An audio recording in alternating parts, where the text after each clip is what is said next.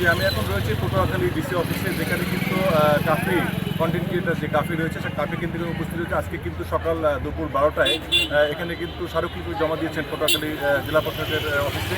আমরা সরাসরি আপনাদের সরাসরি কথা বলবো আমরা এখানে কাফির সাথে।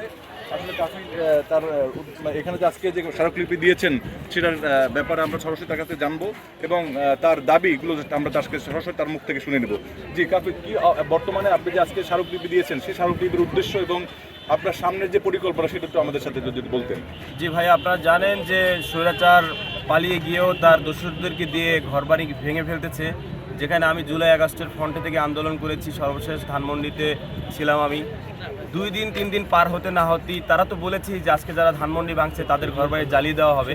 তো ঠিক তারা তাই করেছে। তারা নিষিদ্ধ সংগঠন, তারা পালিয়ে গিয়েও যদি আমার ঘরবাড়ি ভেঙে দেওয়া হয়, আমার ভয় হয় যে কালকে আমার সহযোদ্ধাদেরকেও ভেঙে দেওয়া হবে। তো এইটা আমরা কোনোভাবেই ছাড় দিব না, ছাড় দেওয়ার সুযোগ নাই।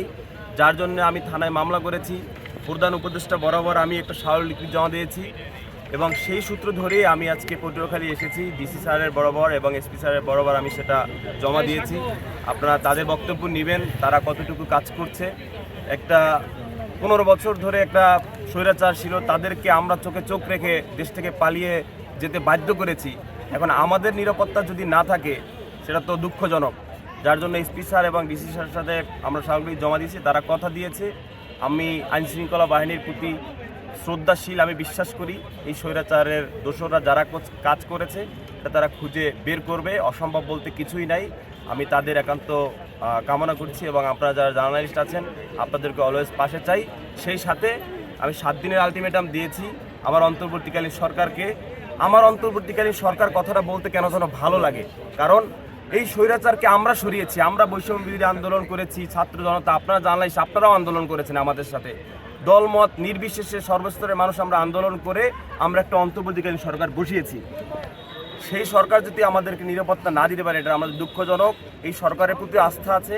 এই সরকার দোষরদেরকে ধরুক, বিচার করুক এবং আমার পুরা ঘর 7 দিনের ভিতরে পুনঃ গঠন করে দেওয়ার কাজ শুরু করা হোক।